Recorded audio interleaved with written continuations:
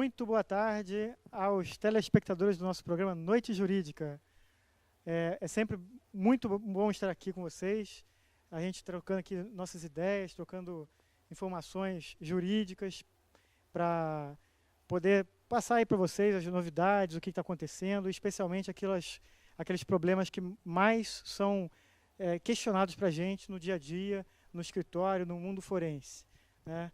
E o tema hoje aqui é um tema de extrema importância, que é dos trabalhadores, as mudanças do direito trabalhista que vêm ocorrendo, que vêm sendo colocadas no nosso mundo jurídico, né, pelo Congresso Nacional e que vão entrar em vigor agora em novembro.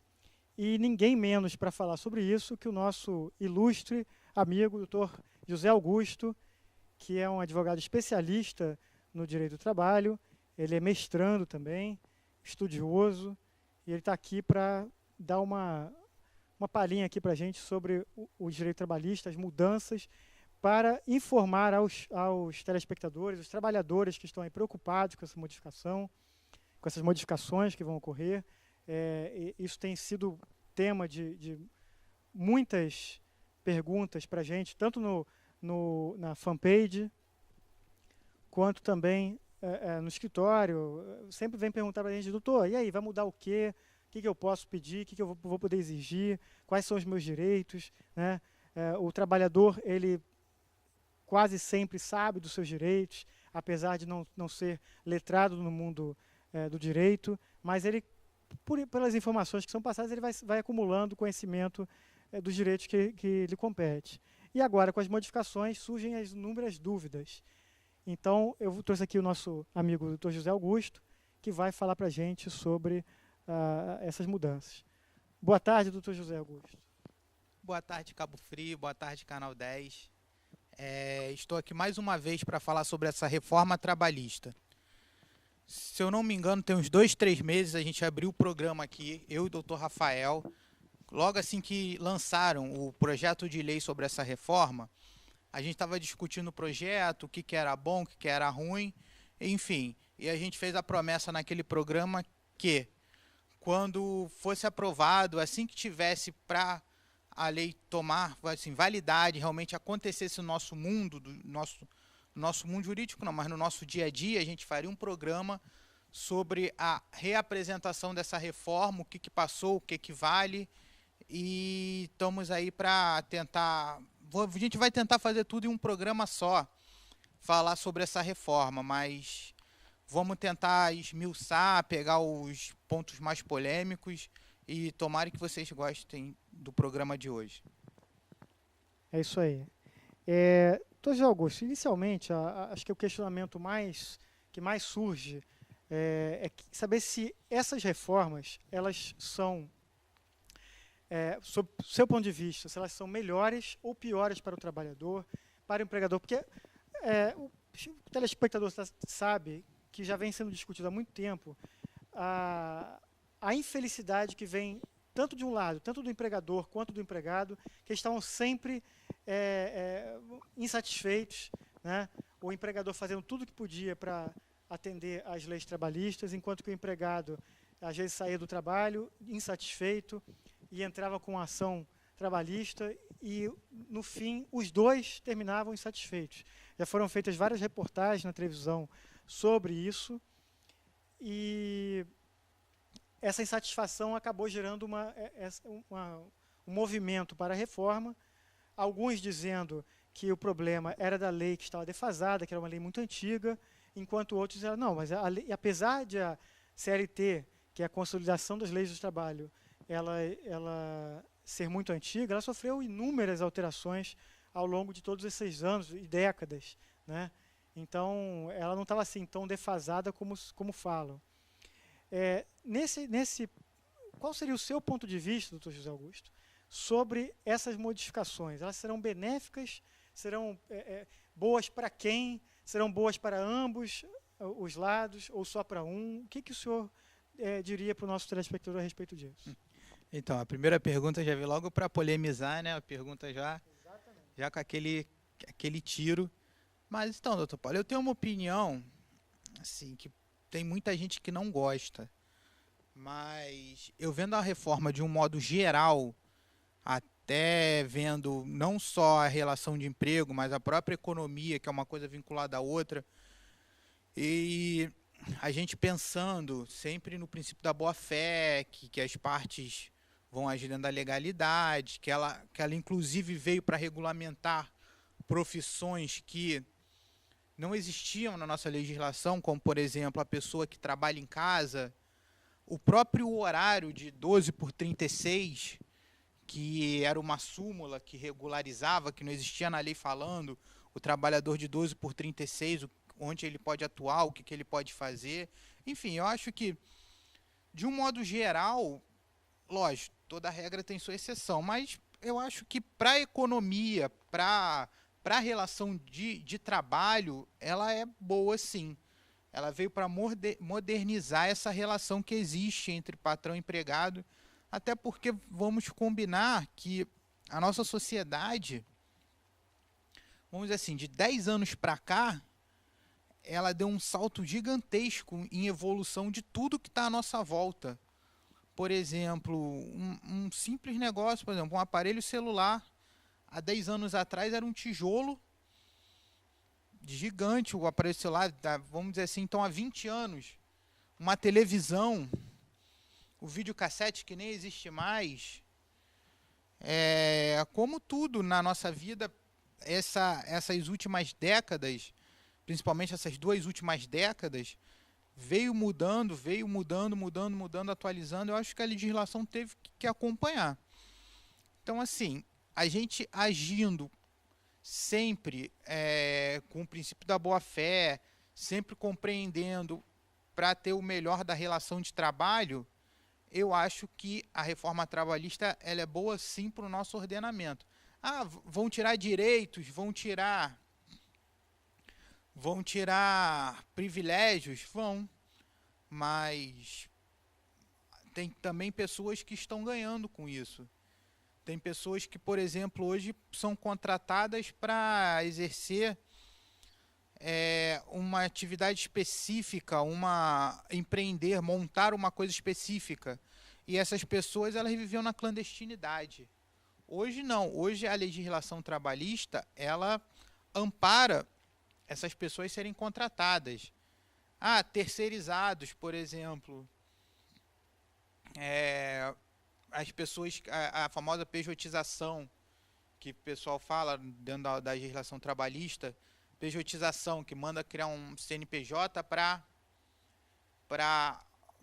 exercer uma atividade. Hoje não existe mais. Hoje a pessoa quer fazer, ela já pode fazer com essa reforma trabalhista já dentro da legalidade. Isso, assim, lógico, que eu sempre falo, sempre falei, vou repetir de novo. Sempre agindo de boa fé, isso vai gerar mais emprego, vai ter mais concorrência. E agora, tem seus pontos contras, entre eles, que é a grávida poder trabalhar em atividade insalubre, mesmo com o seu médico, porque, se eu não me engano, o artigo fala que em alto risco não pode, mas médio e pequeno risco de atividade insalubre pode, só não pode só com a ressalva de ela levar um atestado do seu médico. Só que, se a pessoa está grávida e precisa daquele emprego, às vezes ela, exercendo aquela atividade, ela às vezes consegue fazer algum extra, alguma coisa assim, ela às vezes pode deixar de apresentar o atestado e está mexendo com a saúde dela, e principalmente de uma criança. Eu acho que esse ponto da reforma, eu sempre falei no outro programa, é seríssimo. Esse dela ter essa escolha de apresentar o atestado. Eu acho que a atividade insalubre, grávida, não pode chegar nem perto. Impossível isso. Se tiver um 0,00001% de chance de afetar o feto, eu acho que... Ou a própria gestante, né? Isso, ou a própria gestante, eu acho que não tem como, é impossível exercer essa atividade. E outra coisa séria também, que eu acho que certas profissões vão sofrer, são 2 pontos. Uma, sobre... Depois a gente vai falar sobre o programa, mas aqui eu estou dando só Uma geral rápida, aqui, só né? uma geral. Uhum. Uma é tirar a obrigação do imposto sindical e outra deixar o negociado em cima do legislado, né? Fala que qualquer coisa negociada possa ser acima Pode suplantar a lei, da né? lei. Pode suplantar a lei, que isso tem várias ADIs falando que não pode porque é inconstitucional, nada pode ser superior à lei, enfim. Mas a gente pode até falar depois no decorrer do programa. Agora, olha que um absurdo que se tornou aí também. Você dá o poder do negociado, do sindicato, ser em cima da lei. Mas aí você tira a contribuição obrigatória dos sindicatos. Então, quem vai poder negociar melhor e quem vai poder ter melhor condições de aplicar os seus direitos são os sindicatos que têm mais dinheiro. Uhum. Porque os Sim. sindicatos que tinham aquela verba que era obrigatória para se sustentar, eles não terão mais, terão que correr atrás de outros meios para sustentar. Então você pega um sindicato desse gigante, por exemplo, de uma... E tira esse imposto sindical. Não, vamos pegar um gigante desse, um patronal desse gigante de uma montadora, que os empresários eles bancam um sindicato. Vai em cima do patronal que agora não tem mais nada. Então eles vão chegar para negócio e falar, olha só, eu tenho isso e isso aqui. Você vai brigar com a gente? Vamos brigar, mas vai chegar uma hora que vocês não vão ter mais dinheiro para segurar a briga. Então como é que eles colocaram a negociação em cima da lei se eles tiraram o poder, a munição dos pequenos sindicatos? Isso também eu achei um pouco temerário, um pouco... Não sei, eu não acredito assim. Se eu começar a acreditar que foi de propósito, eu começo a criar uma mania de conspiração, de achar que isso é coisa do Brasil, enfim. Essa questão que você falou da gestante, é interessante que alguns aí podem pensar que a gestante, como trabalhadora, maior de idade, vacinada, tem todos os seus direitos na vida civil, ela poderia escolher. Falar assim, olha, eu estou assumindo o risco de exercer aquela atividade, ainda que seja insalubre. Só que, por outro lado, por conta do alto nível de desemprego, os altos índices de desemprego, né, a necessidade de trabalhar, de ganhar o seu salário, de se colocar no mercado, muitas dessas pessoas, muitas dessas mulheres vão acabar se vendo obrigadas a aceitar aquela condição, ainda que não, de fato, concordem com aquilo. Né? Eu vou aceitar porque eu preciso do dinheiro, eu preciso do emprego, eu preciso do meu salário. Então, essa preocupação, quer dizer, na verdade, está se permitindo o trabalho da gestante insalubre como se ela tivesse uma livre escolha, quando, na verdade, não há uma livre escolha, porque ela está indo para aquele trabalho por falta de opção. É isso que o senhor vê, doutor? Porque assim, a gente está no mercado de trabalho, né? Tirando o servidor público, que ele tem a estabilidade dele, que isso daí também a gente pode ver em outros programas que estão querendo mexer, inclusive, nessa estabilidade, mas na casa desse programa. Mas tirando isso, nós estamos num país capitalista. Eu vou dar um exemplo que aconteceu na minha casa. A minha esposa, quando engravidou, ela engravidou mais outra amiga.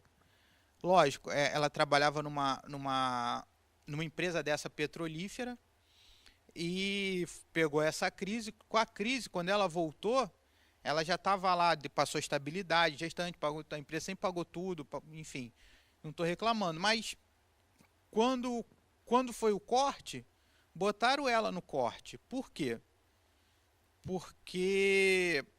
Primeiro porque ela ficou o tempo acho que ela ficou 5, 6 meses em casa, mais ou menos, foi o tempo da licença. Quer dizer, a empresa já se acostumou sem ela ali. Então, ela já muito tempo a ficar fora, ela né? já não passou mais a ser necessária para a empresa. E segundo, porque isso não tem como provar, infelizmente não tem. Mas o pessoal sabe que uma pessoa com filho pequeno, ela produz menos do que uma pessoa que está disposta a trabalhar, por exemplo, 12 horas, 10 horas por dia, e no outro dia mais 12 horas, mais 10 horas. Ganhando hora extra, mas Ganhando hora extra, mas trabalhando. Mas eu estou indo mais pelo fato de ela não ser tão necessária. Então, às vezes, a gestante, se só a licença são 120 dias, se ela trabalha num trabalho insalubre, são mais 9 meses mais 120 dias. São um ano e pouco, um ano e pouquinho, sem ela exercer aquela função. Então, vai ter que colocar outra pessoa para exercer aquela função. Então, ela pegando no momento de crise que nós estamos, a empresa vê que aquela outra pessoa exerce a função melhor que a gestante, a empresa acaba demitindo ela. Por quê? Porque é uma funcionária, por causa dessas condições, que a pessoa trabalha mais, tal, e foi feito. Então, com medo disso, a própria gestante, ela vai tentar segurar pelo menos o seu trabalho até quase dar à luz do seu filho. Então, ela vai ficar esse tempo todo trabalhando na insalubridade, com contato com aspirando lá coisas nocivas, radioativas, enfim. Ela pode fazer isso se o médico dela falar, não, tá bom. Então ela chega pro médico e fala, pelo amor de Deus, doutor, vai num atendimento desse da vida, ó, pelo amor de Deus, eu posso ficar, eu tenho que manter minha família. Preciso do emprego, né? Preciso do emprego. Essa a minha preocupação. Isso feriria a dignidade da pessoa. Claro, humana, essa é a minha preocupação, porque nós estamos num país capitalista. Objeto, né? É isso aí. Por outro lado, uma outra dúvida que surge é a questão do custo dos trabalhadores, que, pelo que eu vi das modificações, não houve alteração, né? Isso é um problema muito sério no Brasil, pelo que eu tenho visto, de que o custo do empregado para a empresa é muito alto, enquanto que países mais desenvolvidos, países, como se dizia, né, países de primeiro mundo, né, eles, na verdade, tentam fazer com que o custo seja muito baixo, o custo do empregado, chegando a ser o custo do próprio salário do empregado. Aquilo que tem que pagar para o empregado e acabou, não tem mais custo. Isso facilita muito a contratação, a demissão, né, a circulação do empregado no mundo empresarial. Você acha que isso deveria ter sido incluído na reforma? Você vislumbra alguma forma disso ser mexido para melhorar essa questão dos empregos, de ser mais fácil conseguir o emprego por conta desse custo, se ele fosse reduzido? Você vê isso como uma possibilidade no Brasil? Então, essa questão aí é mais uma reforma tributária do que uma reforma trabalhista, né? Eu acho que seria a solução, principalmente uma reforma tributária e uma reforma política. Poderia vir em conjunto com essa reforma trabalhista? Isso, deveria vir em conjunto com a reforma trabalhista, essa reforma tributária, desonerando as empresas. Agora, a questão é, como é que eles vão criar uma lei que eles vão arrecadar menos se eles estão alegando que eles estão com dificuldade? O é esse, né? Quanto, para o nosso telespectador ter uma ideia, quanto custa mais ou menos um empregado para uma empresa? Vamos dizer, o empregado tem lá o salário dele, olha, vou te contratar, o seu salário é de R$2.000. Quanto ele custa para a empresa, mais ou menos aqui? Só fazer um cálculo rápido. Rápido assim, geralmente em média 220%. Então, 2 vezes... R$440. R$4.400, mais ou menos. Então, quer dizer, a empresa gastará R$4.400 por mês. Isso. E o empregado vai ganhar R$2.000. Mais ou menos isso. Ele paga e mais um pouco. Você vê a dificuldade para o empregador, que ele é massacrado com essa quantidade de tributos, né? Doutor José Augusto, as férias foram modificadas? Houve alteração? Porque as férias, até onde eu sempre soube, você trabalhava 12 meses e tinha um período de férias de 30 dias. Houve alteração nisso? Eu tinha direito a receber um salário e mais 1/3 adicional do meu salário nas minhas férias. Houve alguma modificação? A modificação que houve das férias foi que agora você pode partilhá-la em 3 pedaços, mas tem que respeitar um mínimo de 5 dias. O que funciona hoje, porque a reforma trabalhista vai começar meados do mês que vem, que foi 13 de julho, aí deram 120 dias, depois de 120 dias que vai começar, não sei se é 11 ou 12 ou 10 de novembro, enfim, meado de novembro. Era o quê? Era 30 dias, sendo que você poderia vender 10, você pode vender 10 dias e as férias poderia dividir em duas, 15, 15, 10, 20, com mínimo 10 dias. Hoje, você pode dividir ela em 3 pedaços, sendo que um pedaço não pode ser menor de 5 dias. É isso mesmo, menor de 5 dias. Então, por exemplo, eu não achei ruim não, sabia? Porque dependendo se você, por exemplo, para mim, eu posso pegar, ficar 5 dias, depois eu divido ela em 12, 12, 12, 13 ou 15, 10. Eu acho assim, para você, até para o próprio descanso, até por essa questão que eu falei aí da grávida, você ficar 30 dias longe da empresa, tem gente que não gosta, tem gente que fica com medo. Vou ficar 30 dias, arruma uma pessoa que faz um negócio melhor que eu, e aí? Esse país do jeito que está, essa competição, esse mercado de trabalho acelerado, eu acho que as férias, eu acho que foi assim, meu ponto de vista foi uma mudança boa, porque ficar 30 dias em casa às vezes enjoa, às vezes você viaja, a não ser que você tenha dinheiro para viajar 30 dias. Eu quando viajo de férias, 3 dias, 4 dias, já estou duro já querendo voltar, aí não tem como. Então, eu achei boa, as férias eu achei boa a mudança sim, porque durante o ano você pode agendar e de repente, se você tendo filhos, você pode viajar um pouquinho esses 5, 10, 7 dias nas férias de julho com o seu filho, fazer uma viagem perto, ou só ficar com eles mesmo em casa, e no final do ano você tira uma perto do seu aniversário, aniversário de casamento, enfim, dá para fazer uma programação boa durante o seu ano trabalhado. Eu estou recebendo perguntas aqui, eu tenho que selecionar, tá, gente? Porque não dá, não. É muita pergunta. O Marcelo, aqui do Tangará, está perguntando se a empresa ela pode obrigar você a parcelar essas férias. Eu tô lá, eu tenho 30 dias, eu posso dividir ela em 5, 10, 15 dias e tal. Eu posso ser obrigado a falar assim, olha, vou te dar essas férias, mas só por tantos dias. E eu querendo tirar férias mais longas, a empresa pode me obrigar? Isso aí pergunta aqui. Na verdade, obrigar, ela não obriga, porque não tem assim, ó, você é obrigado que obedecer o período pela empresa. As férias, em relação a isso, daí não mudou. É o seguinte, você trabalha um ano para gozar durante o segundo ano. O que a empresa pode fazer é escolher o mês durante esse segundo ano para você tirar suas férias. Agora, se você quiser 30 dias, a empresa é obrigada a te dar 30 dias. Pode haver aquela vamos dizer assim, uma ameaça ali velada de que, olha, se você quer realmente cumprir 30 dias, tudo bem, mas quando você voltar... Pode fazer aquele, você que sabe. Você que sabe, você Faça vai. por sua conta e risco. Eu sugiro que você fique só 15 dias. O que a empresa faz são sugestões.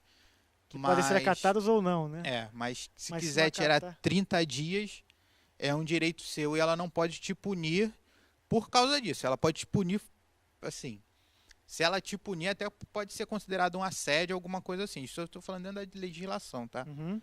Porque às vezes no dia a dia a gente sabe que a pressão que tem, e a gente sabe que mesmo com toda essa mudança trabalhista, na relação de emprego, o empregado é sempre a parte mais fraca, porque ele sempre que fala o sim, senhor. Bom, né? Tá respondida a pergunta, então. A empresa não pode obrigar o empregado, né? O empregado tem direito às férias, tem direito a tirar os 30 dias de férias, sendo um direito do empregado esse parcelamento das férias, né? Outra pergunta que chega aqui do Marcos Alves, da Passagem, é sobre... Ele está dizendo aqui que houve mudança com relação ao tempo que o empregado iria de casa para o trabalho e do trabalho para casa. Que alteração é essa? Houve alteração? O que houve? O que você tem a dizer a respeito disso? Então, esse daí era o chamado do trabalho itinerary. Que era o seguinte, o pessoal pessoal confunde um pouco. Eu moro, por exemplo, eu moro em Araruama, trabalho em Cabo Frio. Vamos botar aqui na região que é perto. Eu demoro aí 1 hora de ônibus, 1h20 para chegar no meu trabalho. Esse período é considerado como hora de trabalho? Não. Por quê? Porque existe veículos públicos para você se deslocar até o seu trabalho. E a empresa é obrigada a te dar vale transporte, enfim, isso nada mudou. O que mudou foi o seguinte, vou dar um exemplo, eu gosto de dar sempre exemplo. A gente aqui perto tem lá o porto, indo para Campos, o Porto do Açu, que a gente chama, que é um porto lá que era de extração de, acho que ainda faz um pouco, extração de petróleo. Esse Porto do Açu, se eu não me engano, o último ônibus que passa, o ônibus que passa mais perto, ele passa a 40 quilômetros. Então, as empresas são obrigadas a terem vans ou ônibus no ponto final desse ônibus para levar seus trabalhadores até a empresa. Esses 40 quilômetros demoravam em média 1 hora, 40 minutos. A partir do momento que o ônibus público, ônibus, van, metrô, trem, deixa você, e você tá com um veículo da empresa, que é acesso exclusivo para a empresa, e não tem outro meios para você chegar até o seu local de trabalho, esse era considerado seu trabalho itinerary. Então, você computava isso dentro da sua jornada de trabalho. Isso acabou. Só quando não tinha acesso Só normal. quando não tinha acesso normal. Se eu quisesse chegar daqui e ir até lá, eu não conseguia, porque não tinha veículo público, ônibus, metrô, trem, a próprio, se o município tiver convênio com van, enfim. Se não tiver nenhum veículo público e chega até o local, a empresa tem que contratar o local mais próximo que o veículo público chegue e pegar o seu funcionário daquele local até o local de trabalho. Então, esse período era considerado como você estivesse à disposição da empresa já. Era o trabalho itinerary. Isso acabou. Com a reforma trabalhista, você só começa a computar o seu horário trabalhado a partir do momento que você bate o seu ponto lá, bota sua digital, enfim, que você chega na empresa e começa a contar o seu horário. Mas é comum acontecer esse tipo de falta de acesso em zonas urbanas, ou isso é mais voltado para as áreas rurais ou áreas menos... Existe isso em Cabo Frio? Existe isso no Rio de Janeiro? Não sei. Tem alguma notícia disso? Não, no Cabo Frio nunca ouvi falar. Mas geralmente umas áreas mais específicas assim, né? Por exemplo, que foi criado agora um porto lá que não tinha nada de infraestrutura. E a empresa entrou lá mesmo só para produzir, ou às vezes, não sei, algumas... geralmente são empresas de exploração, né? Porque as linhas de ônibus, as empresas de ônibus, elas rapidamente, quando vem um foco ali, uma necessidade, elas colocam, até porque tem todo o interesse em arrecadar, mas então... lucrar com aquela... geralmente são explorações que elas vão lá, pegam, exploram, acabou, vai embora. Então, às vezes, para o município também mexer em tudo, para botar uma linha até lá, tem que, não sei, abrir uma concessão, enfim, fazer alguma coisa. Eu não sei se é viável, mas quando está a serviço nessa... Deve ser até por isso que aqui a gente viu agora por causa dessa exploração do petróleo, desse pré-sal, enfim. Mas deve ser até por isso que nos grandes centros, principalmente essa, caiu em desuso. Agora, por exemplo, de repente numa plantação de cana, a pessoa pega o ônibus até um local e depois ela pega aquele caminhão do... Se essas pessoas tiverem carteira assinada, né? Mas vamos pela lógica que sim. Aí lá elas pegam um ônibus leva até a fazenda para fazer esse período que ela desce lá ali da rodoviária, do ponto até a fazenda, esse período era teria que ser pago pelo empregador. Hoje não mais. A partir do momento que começa lá, você bate seu ponto, começa a sua atividade, registra lá o seu cartão de ponto, enfim. É até um ponto interessante isso que você mencionou, porque agora, semana passada, o governo federal editou uma portaria para especificar o que seria o trabalho escravo e o trabalho análogo ao trabalho escravo, justamente para evitar o que é uma triste realidade saber que até hoje, estamos em 2017, enquanto nossos filhos estão estudando nas escolas que houve a abolição da escravatura em 1888, até hoje existe a escravidão, existe no Brasil a escravidão e o trabalho análogo à escravidão, né?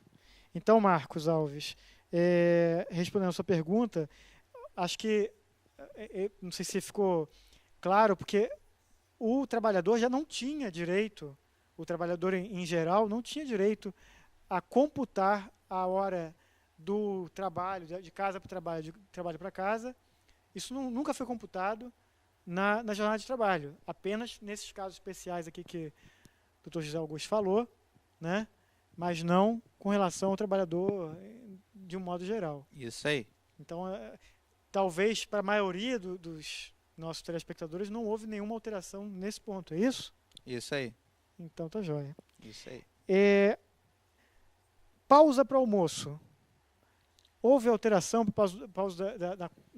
no cômputo dessa hora do almoço? Ela permanece sendo computado o horário de 8 horas, inclusive a hora do almoço? Como é que funciona isso na alteração? Então, daqui a pouco o pessoal vai me bater na rua, mas isso eu achei bobo também. Por quê? Vou dar um exemplo, outro exemplo, eu gosto sempre de dar exemplo. A pessoa que trabalha em shopping, não mora... Por aqui o pessoal Muitos costuma... tem 15 minutos só para o lanche, né? Não, mas... Jornada de 6 horas, tem 15 minutos. 6 horas. Mas estou falando da jornada, vamos falar de jornada de 8 horas, que é obrigatório 1 hora de almoço. O que mudou foi o seguinte, por exemplo, eu trabalho no shopping. Ou trabalho no centro de Cabo Frio e moro em São Pedro. Saio do meu trabalho 8 horas, não 6 horas. Porque 6 horas são 15 minutos do lanche para depois você voltar. Mas aí o que acontece? Eu saio como no self-service, volto. Meus clientes, quando eu advogo para a empresa, eu falo assim, ó, pessoa tem 1 hora de almoço, mas ela está entrando na tua loja, ela está entrando na sua empresa, fala assim, ó, não, sai daqui, vai fazer alguma coisa na rua, não sei o quê, porque depois ela pode, inclusive, pedir, falar que está fazendo hora de almoço, trabalhando. Ah, não, deixa eu ver isso aqui. Ah, não, deixa eu pegar isso aqui, deixa eu ver se chegou isso aqui, enfim. Falou, não deixa fazer, não deixa. Conversa com ela, lógico, não vai escorraçar a pessoa, mas conversa com ela, fala assim, pô, tá na hora de almoço, não fica aqui, pode prejudicar a gente, enfim. O que mudou foi isso.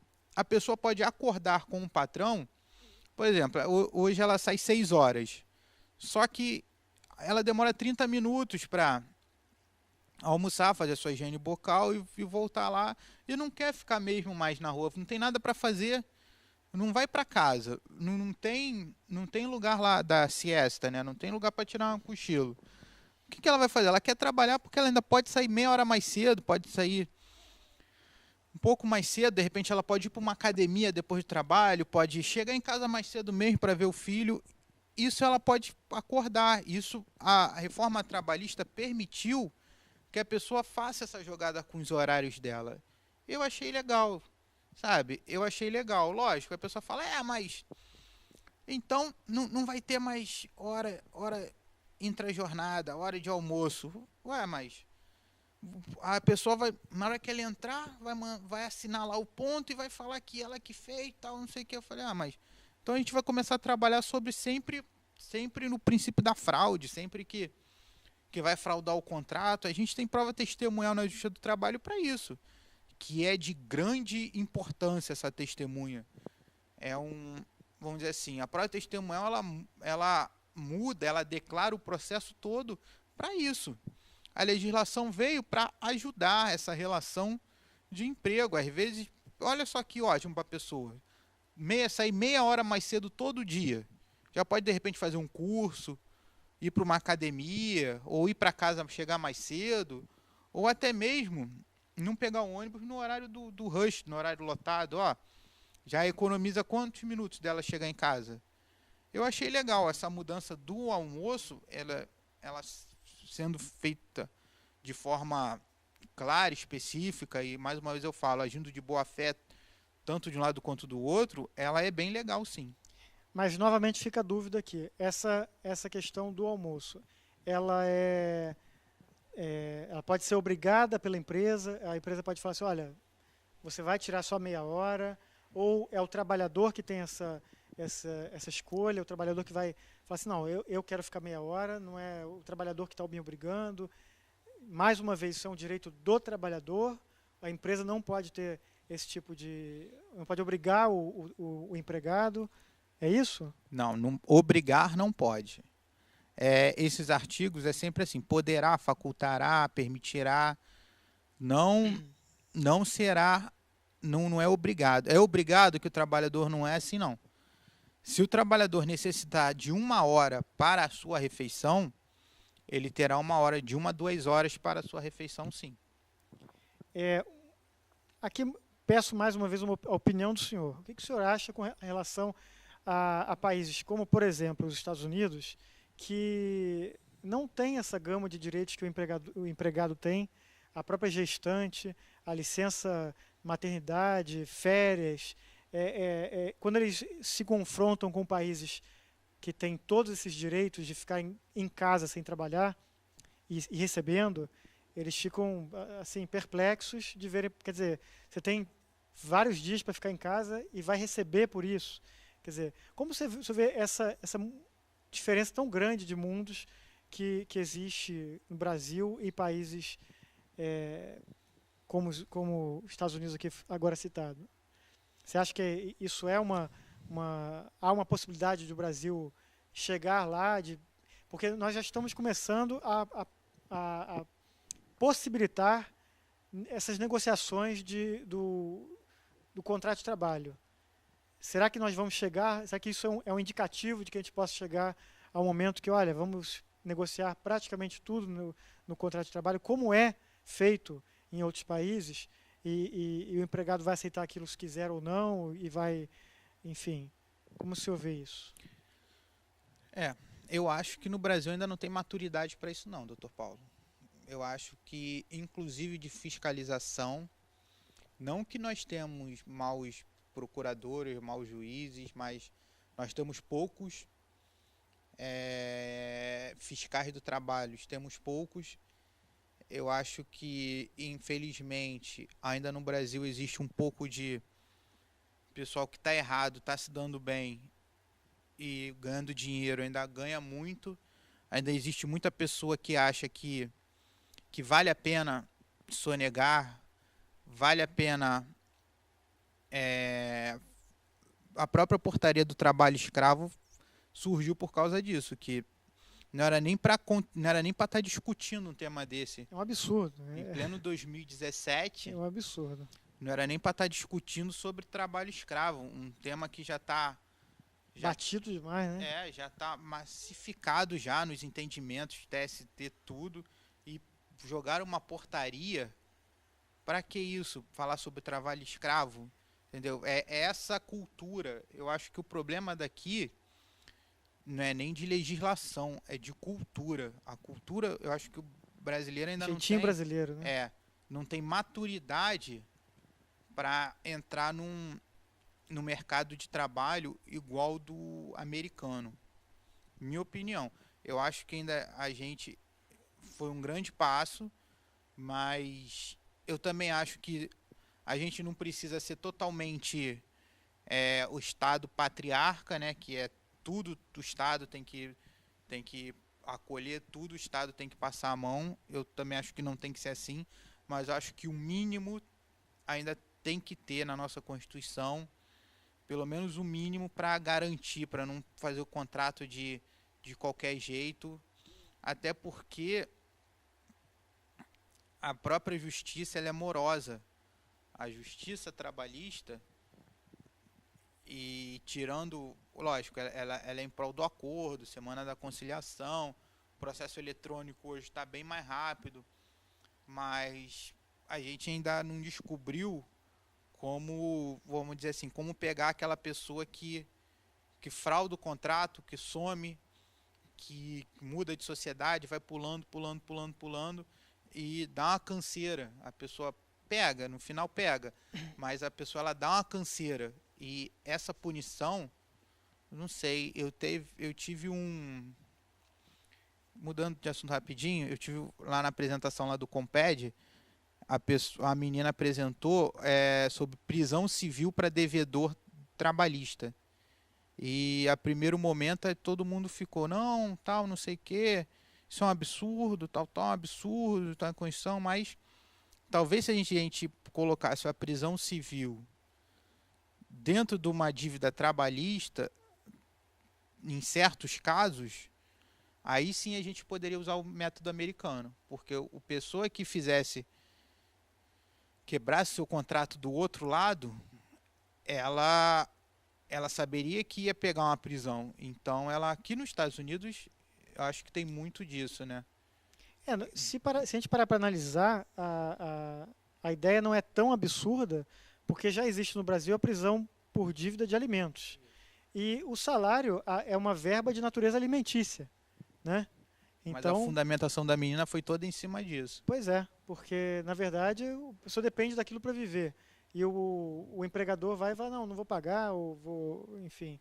Não parece ser uma ideia assim totalmente desarrazoada e tão inconstitucional assim como... No primeiro momento que você falou, eu até fiquei assim meio perplexo, assim, poxa, mas dívida trabalhista, mas a dívida trabalhista é uma dívida alimentar. Eu também fiquei assim lá no primeiro momento, ela explicou. Assim, eu como advogado até da parte reclamante, eu percebo a necessidade que a pessoa tem. Às vezes a pessoa depende daquele salário e fecha a porta, vai embora, acabou. E você vai ter que ficar meses e meses para receber alguma coisa, até anos, né? E o dono da empresa é um laranja, e a pessoa é um laranja, faz o quê? Ah, não tem nada no nome. Ah, com fulano de tal. De repente, se essa fiscalização fosse mais tanto da pessoa que está emprestando o nome, quanto da pessoa que está usando o nome, se o Ministério Público do Trabalho, o Ministério Público Federal, o delegado federal fosse em cima disso, fosse mais atuante em cima disso, eu acredito que aí sim a gente poderia usar esse meio americano de relação de emprego e de trabalho, que só tem para ganhar economia, né? Eu acho que quanto menos, vamos dizer assim, menos impostos, menos obrigações, mais leve fica a relação. Então ela pode ser mais rápida, você pode fazer uma coisa aqui rápido, faz outro contrato, tal, você começa a fazer sobre contrato e as próprias pessoas começam a ter responsabilidades. Voltando aqui ao assunto da escravidão, vale aqui sempre lembrar, né, doutor, que não se trata apenas de uma questão meramente trabalhista, é um crime, né? A escravidão, a condição do empregado como um escravo, isso é um crime, não é isso, doutor? Isso aí. E é um absurdo, né? É um absurdo. A gente agora está falando sobre escravidão e a portaria que, para mim, retroagiu em vez de progredir. Por que motivo? Porque ela falando o que pode, o que não pode, enfim. Aí já veio a Unesco, se eu não me engano. O próprio ministro Gilmar Mendes falou assim, olha, se tiver muito especificado, não sei se tem algum trabalhador aqui no Supremo que esteja em condição análoga de escravo, quer dizer, é bem complicado, né? A Lisandra aqui da Vila Nova ficou com dúvida, você começou a falar no começo do programa sobre o negociato e legislato e o término da obrigação do imposto sindical. Ela não entendeu direito e queria que você explicasse melhor isso. Então, Lisandra. Então, Lisandra, eu falei na abertura, vamos lá, o negociado em cima do legislado, né, que a gente fala, que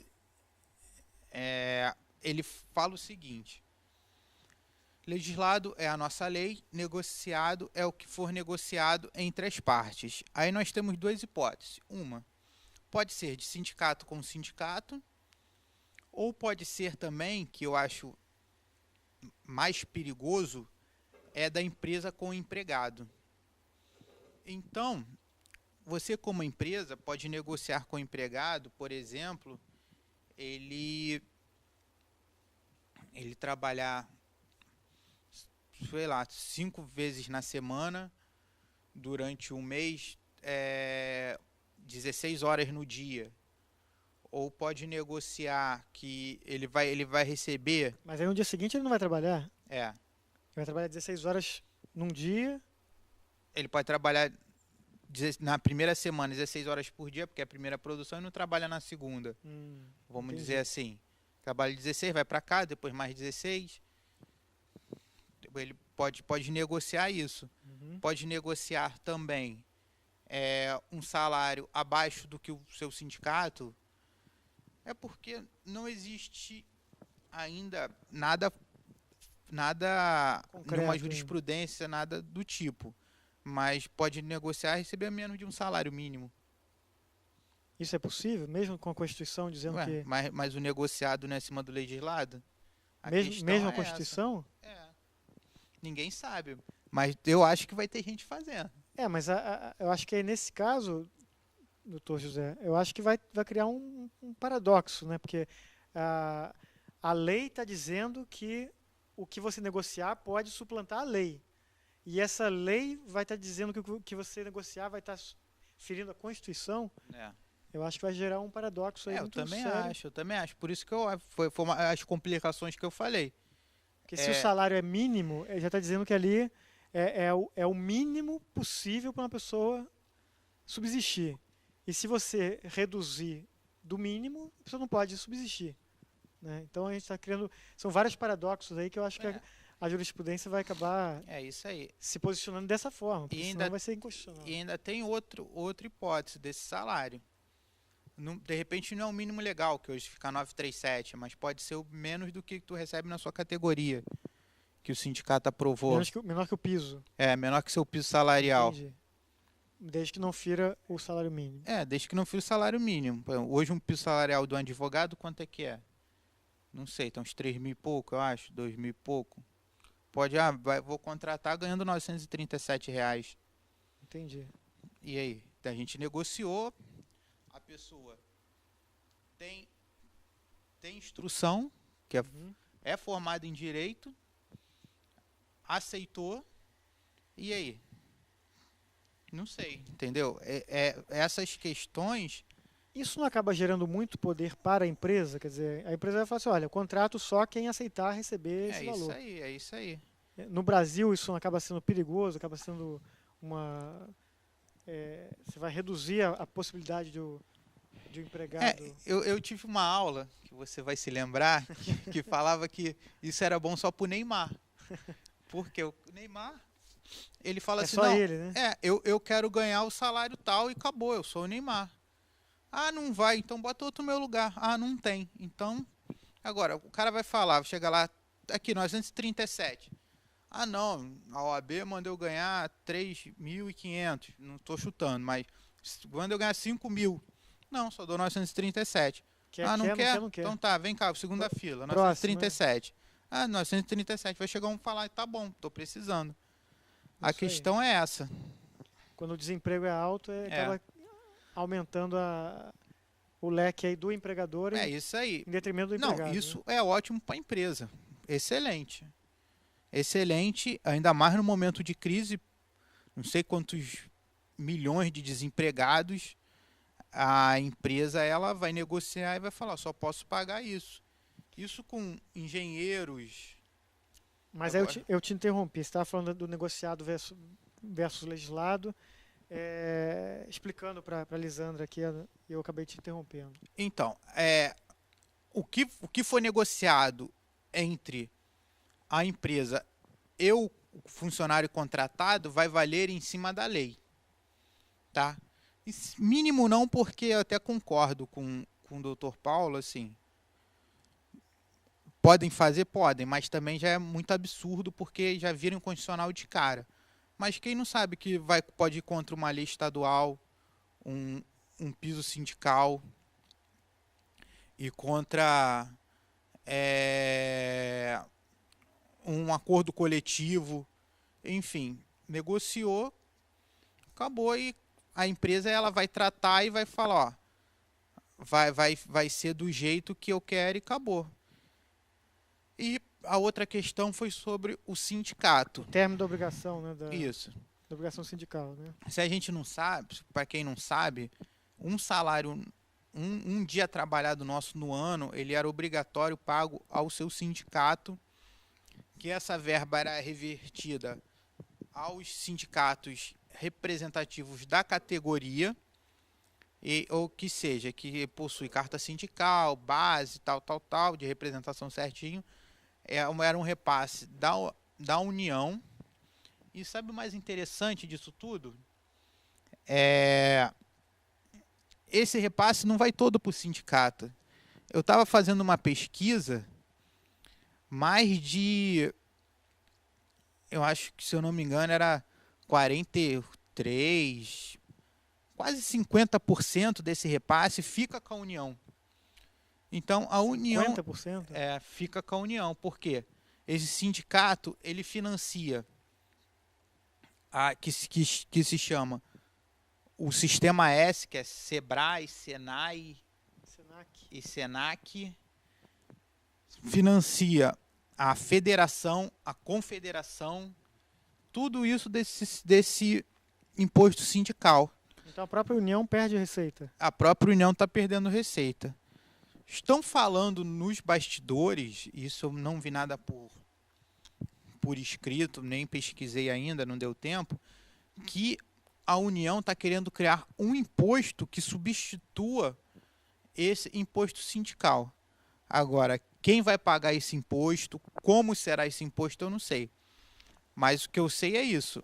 Ela tira um pedaço desse imposto sindical aí, que joga na conta do sindicato, que eu não sei por que para mim, você tem vários meios para denunciar, para cancelar um sindicato, você não precisa tirar um imposto obrigatório, porque para quem trabalha, o imposto obrigatório ele é muito importante. Sim, na minha opinião. Mas esse imposto não está previsto na Constituição? Na verdade, essa contribuição sindical, né? Está previsto, mas a obrigatória não. A obrigatória era 500 e alguma coisa da CLT que falava que uma vez por ano será obrigatório e tal. Na Constituição, no artigo 8º, se eu não me engano, parágrafo 2º, fala que é livre, de espontânea vontade, das pessoas associar-se como sindicatos, tal. Agora, a obrigação estava na CLT, que foi revogado por essa lei. Era 500 e... eu não vou chutar, 500 e alguma coisa. 23, 43, por aí. E aí acaba a receita tanto para os sindicatos quanto para a União. Sindicato, confederação, essas CUTs da vida.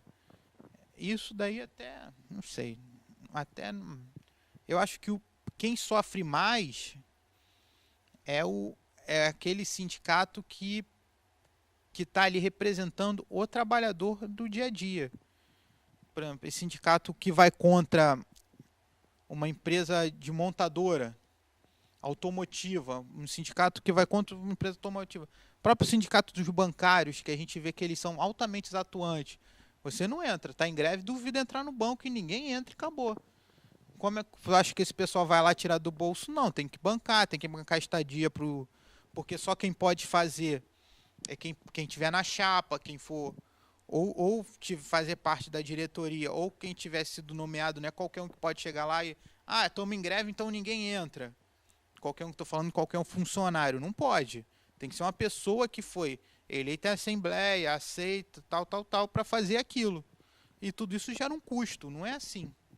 Não tem como dar continuidade a um sindicato sem arrecadar, né? Qualquer associação, na verdade, ela precisa arrecadar para poder até os gastos mínimos dela dependem de contribuição, depende de uma série de... É isso aí. Assim, na minha opinião, são as 3 coisas que eu acho que pecaram nessa reforma. A grávida poder trabalhar, qualquer hipótese que seja, em trabalho insalubre, ó, só para deixar claro aqui, é o insalubre. Normal, a grávida não tiver risco nenhum à sua saúde, nem à do bebê, ela trabalha normalmente. Então, a grávida trabalhar em trabalho insalubre, essa negociação em cima do legislado, que isso daí é muito perigoso, não é, vamos dizer assim, é maléfico, vamos dizer assim, é mais para perigoso, dependendo... Perigoso por conta dessa questão que a gente Isso. falou, de que no Brasil, pelo alto índice de desemprego, é isso, doutor José? É isso aí. Porque o empregador vai poder manipular a situação para ter vai um empregado mais barato com horário, com própria... então, não vou te pagar passagem. Só tem aqui, mas não tem dinheiro para sua passagem. Não vou pagar. Tu vai trabalhar 4 horas por dia e sem nada e acabou. Entendeu? Eu acho perigoso. E esse negócio do sindicato, tá? Porque eu acho assim, se você é contra o sindicato, e eu até coloquei, eu nem sou muito de colocar não, quando eu vi, eu até coloquei no Facebook assim, todo mundo odeia o seu sindicato. Mas dele... Não, mas todo mundo fica feliz perguntando, não, que dia é o meu dissídio? Quando é que aumenta meu salário? Ninguém quer ganhar lá 937, né? Mas todo mundo quer. Não, pô, meu dissídio foi de 9%, foi de 10%. Todo mundo briga lá pelo aumento do salário. Uma última pergunta aqui, doutor José. Qual seria o melhor, a situação, a mudança mais benéfica para o empregado do seu ponto de vista? Eu acho que foi a regulamentação do trabalho. Por exemplo, o home office, que eu achei que foi genial, que era uma coisa que já estava aí funcionando, mas há muito tempo funcionando, sem regulamentação. Hoje a pessoa pode trabalhar de casa e estar amparada, vamos dizer assim, pelo véu da legislação. E outra coisa também que eu achei fascinante foi o trabalho por produção, que bem aplicado pode trazer de volta pessoas que estavam paradas no mercado de trabalho para fazer um trabalho específico, como por exemplo aqui em Cabo Frio, período de verão, em vez da pessoa trabalhar por trabalho temporário, ela pode trabalhar por produção por exemplo, de biquínis. Uma costureira, você contrata ela por produção, ela vai produzir para você tantas peças, tanto por peça, entendeu? Sem o empresário. E ele faz, isso hoje ele faz, não quer saber se está certo, está errado, até porque ele tem que vender. Mas a própria legislação está amparando esse empresário de uma futura reclamação trabalhista dessa costureira, que pode pedir o vínculo, dependendo do caso, para ele conseguir. Aí ele vai ter que ter aquele vínculo todo, como aviso prévio, férias, 13º, tal. Então você pagaria ela o vínculo, mas por produção. Bem, gente, infelizmente, quando o papo tá bom, passa muito rápido, o programa voa, a gente nem vê passando a ver a hora aqui. Já estão ali me apitando aqui para eu encerrar o jogo. Queria passar para o Dr. José Augusto aqui para as últimas considerações. Agradecer a presença dele aqui, sempre muito bem-vindo, trazendo seus conhecimentos na área trabalhista aqui para a gente, como fez dessa vez. Pode falar aí, doutor José. Só tenho a agradecer, né, esse convite e obrigado por mais uma segunda-feira aí vocês nos assistindo. E eu agora sou apresentado, mas a gente está aqui para o programa fluir e espero que tenham gostado. A gente falou um pouquinho sobre essa reforma trabalhista e se vocês que estão nos assistindo quiserem outro programa de reforma trabalhista, quiserem dar ideias sobre a reforma trabalhista, perguntas, pode deixar lá no nosso site, nossa fanpage lá do Facebook, é facebook.com/noite jurídica, que a gente, se nós tivermos muitas perguntas, a gente monta outro programa só para responder tudo, senão eu, Dr. Rafael, a gente vai lá, vai respondendo tudo com carinho, e um beijo a todos aí, até semana que vem. Gente, muito obrigado por tudo. Agradeço nossa fantástica equipe aqui, nosso querido Fabiano, o Orton, Ezequiel, que estão sempre aqui apoiando a gente aqui no programa. Muito obrigado por tudo. Um beijo carinhoso aí para o nosso telespectador. Fique com a gente. Manda sua mensagem lá na fanpage, para suas perguntas, suas dúvidas, que a gente vai tentar responder o máximo possível aí. Um grande abraço, gente. Fica com Deus.